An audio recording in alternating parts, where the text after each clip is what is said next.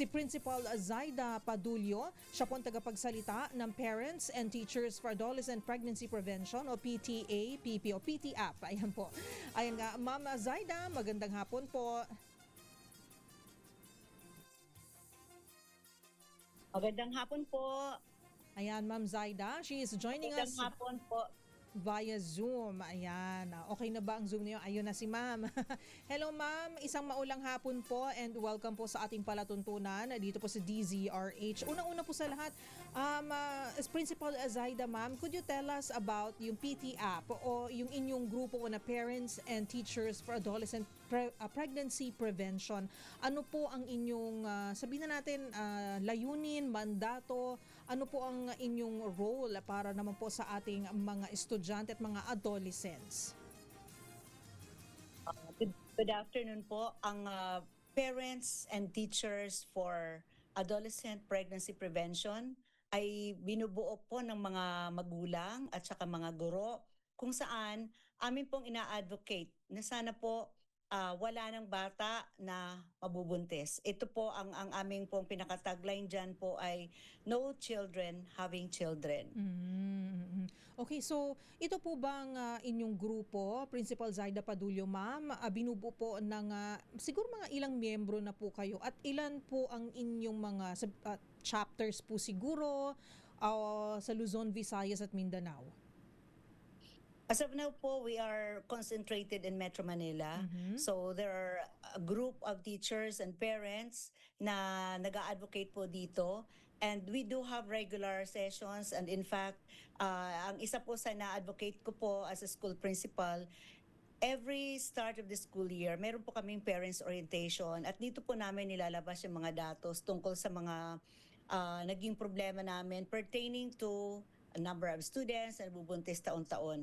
And for a principal and teacher at the same time who had been in the service for 33 years in public school, walang taon na walang hindi nabubuntis na estudyante.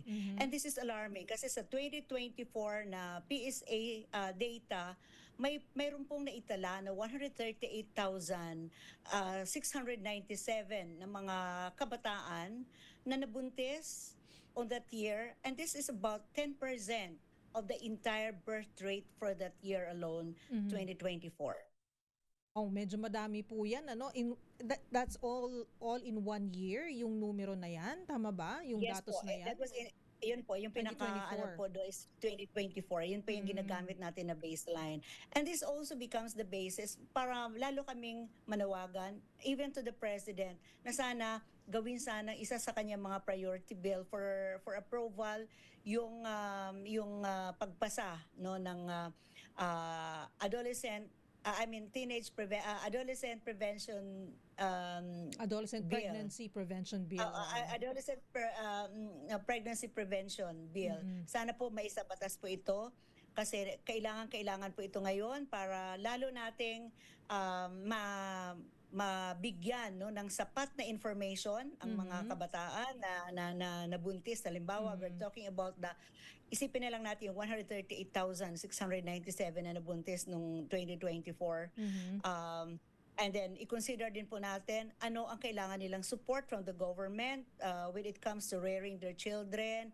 At kung halimbawa, if there are health issues na kinakaharap nila. And of course, the number 3 is dapat tulong-tulong po yung school or yung teachers, ang parents, and even the community and yung mga social work para po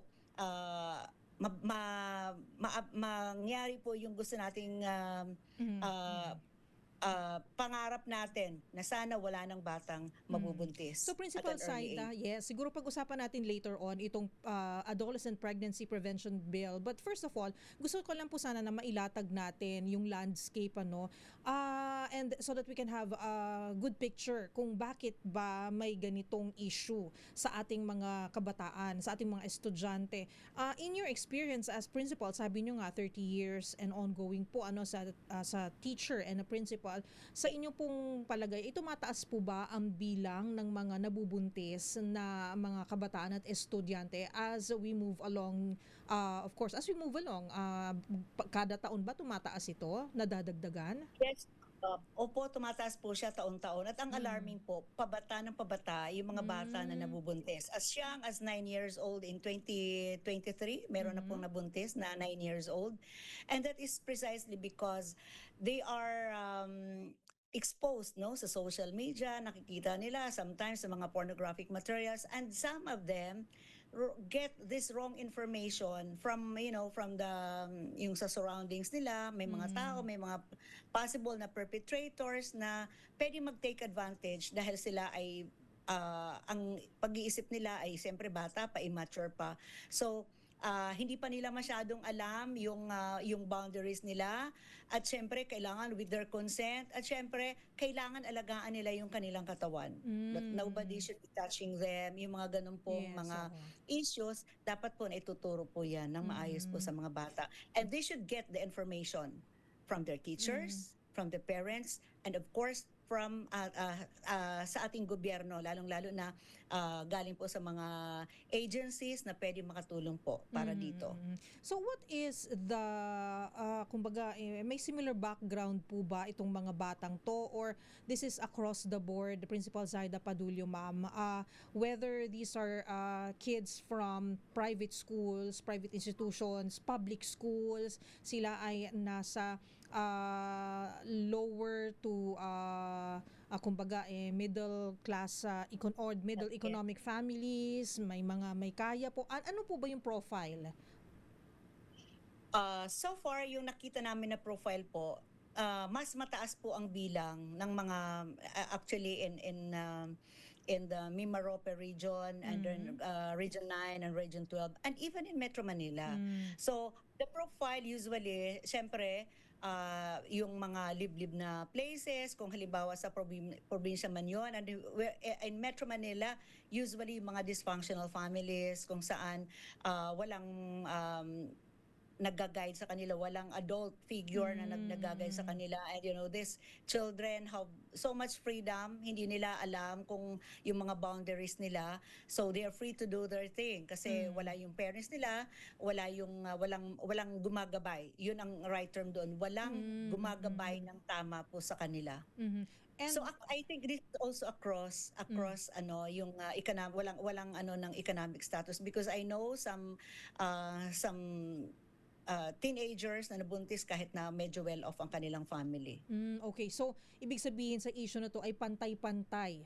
Ayan, ang mga kabataan, and they are also prone, or they're also kumbaga na at risk, pare-pareho sila at risk sa ganitong sabihin natin threats sa kanilang pangangatawan, kanilang kalusugan at kanilang kumbaga future na rin. Pero eto nga po, Principal Zaida Padulio, mama, no, yung pag-push nyo po sa Adolescent Pregnancy Prevention Bill, I think pahapyaw nyo pong nabanggit kanina kung ano yung magiging aksyon ng concerted efforts ng ating pamahalaan, ng ating mga eskwelahan, ng ating mga grupo po na nakafocus dito. Pero can you tell us how important is this bill? Bakit kailangan po na maipasa ito at maging batas?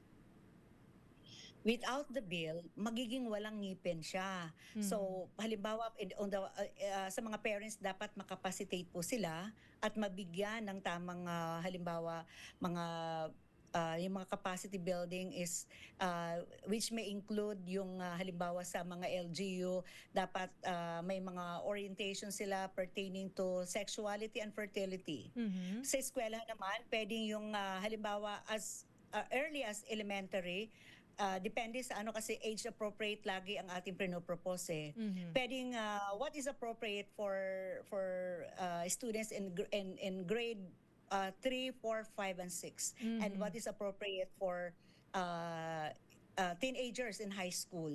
Kasi Mhm. ito yung mga ages kung saan napaka-vulnerable nila.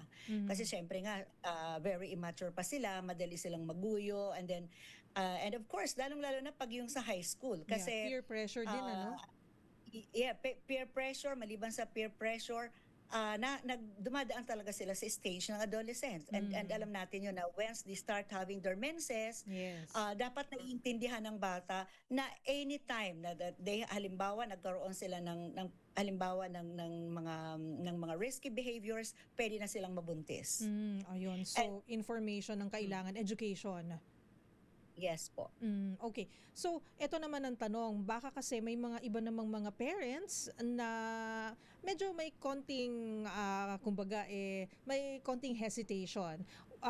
Will this also open the doors to topics like birth control, artificial birth control, kasi, well, family planning is for the family na, no? Pero yun yung paggamit ng birth control, condoms, pills, yung mga ganyan po.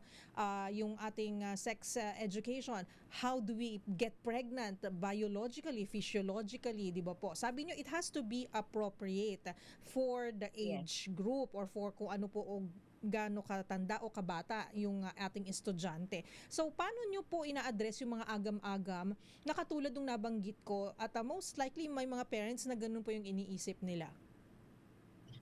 Actually, being a parent myself, and syempre I also have my own children, although they're already adult, may Mm. mga teachable moment na Mm. pwede nating isisegue yung mga halimbawa yung mga ganyan nangyari. Halimbawa, nakakita sila na may mga oh, look at that, nabuntis siya kasi at an early age, kunyari at 10 years old, kung halimbawa nagme-menstruate na siya, nagpo-produce siya ng egg. And then, ito yung mga moment na pwedeng i-integrate no ng isang parent kung halimbawa nabigyan sana ng education, no. So totoong napaka-uncomfortable, Yes. and it's not an easy conversation Mm. with your children when we are talking about sexuality kasi ano yan parang dati mga parang tabu yan. Nobody talks about sex in the family, and no parents that I know during my generation, I am Mhm. 64 years old, can freely talk about sexuality, about reproduction, about contraceptives to Mm. their children. Para Mhm. kasi kaya ito ang hesitation ngayon ng ibang parents. Baka I'm encouraging my son or my son or my My daughter daughter, to go into premarital sex kasi parang tuturuan natin sila. But then again, mayroong side by side with with values formation sa family, yung values plus the right information. Pag pinag-combine natin yan, there is no doubt that mm. pag ito ay pinagsama natin yung values and at the same time yung tamang information, naniniwala po ako na ito ay malaking tulong para totally mag-zero na yung ating yung mga kabataan natin na nabubuntis. Okay. Nabanggit nyo na it's an uncomfortable issue pero kailangan po na buksan po natin ang conversation para maging open din po yung mga estudyante sa mga parents or dun sa mga adults na they can trust para hindi po nila nakukuha kung saan-saan, social Yes media po. o po Yes sa po, yes. internet, sa mga friends nila at sa mga strangers yung impormasyon. And maganda ma'am yung Yes. nabanggit nyo, Principal Saida ma'am, na nakaakibat nito dapat may values pa rin. So kailangan na they work hand in hand. Hindi lang basta ituro mo sa kanila yung basic information pero kailangan na may kaakibat na values din po ito and morals and character. So ma'am, siguro second to the last question na lang kasi medyo bitin na tayo sa oras pero sa mga mga kabataan po, mga estudyante na nakaranas po ng pregnancy, what were their main challenges? Naapektuhan po ba ng hustong kanilang buhay? Ano po ba ang maaaring maging epekto sa kanila?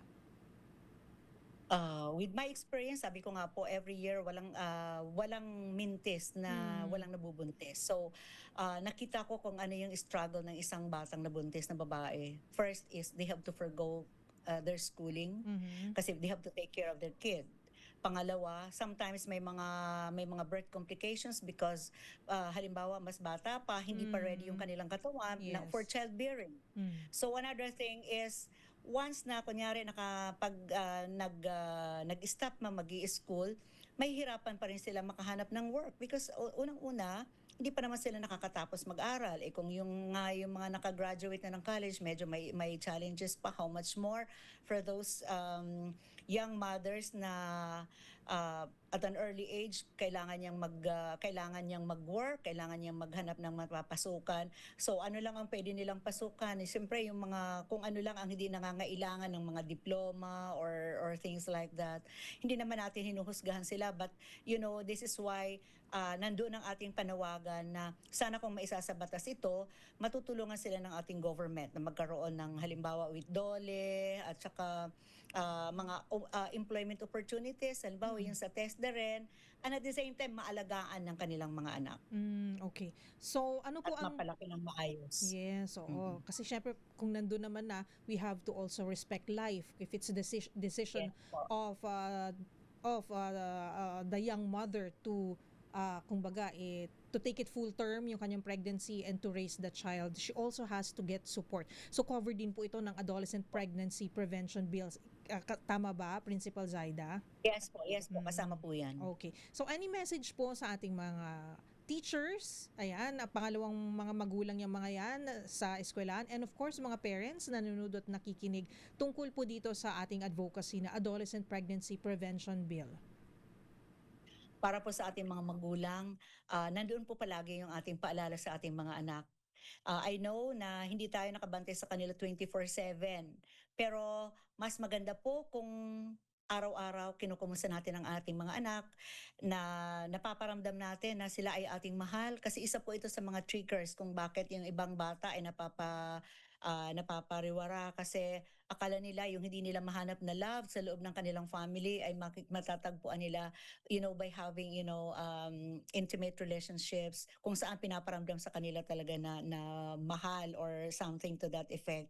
And since these are teenagers and vulnerable, so madali silang nakakagawa ng mga decisions, so na minsan risky behaviors na. So ang panawagan natin is keep talking to your children, no matter how uncomfortable it is. Dapat kinakausap natin sila about sexuality at saka yung mga boundaries. Napaka-importante po niya ng mga boundaries. And the same thing po para dun sa mga parents, sa ating mga kaguruan.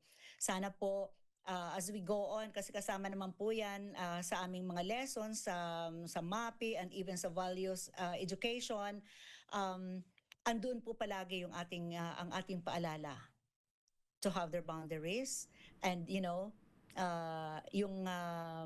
the art of waiting, no, na sana no premarital sex, how to say no pag may mga nagti-take advantage. Yun po ang mga importante namin mga paalala. Ayan. Thank you very much, Principal Zaida Padulio, sa inyo pong oras na binigay sa ating programa, and good luck po sa inyo. Thank you, ma'am. Thank you din po for the time.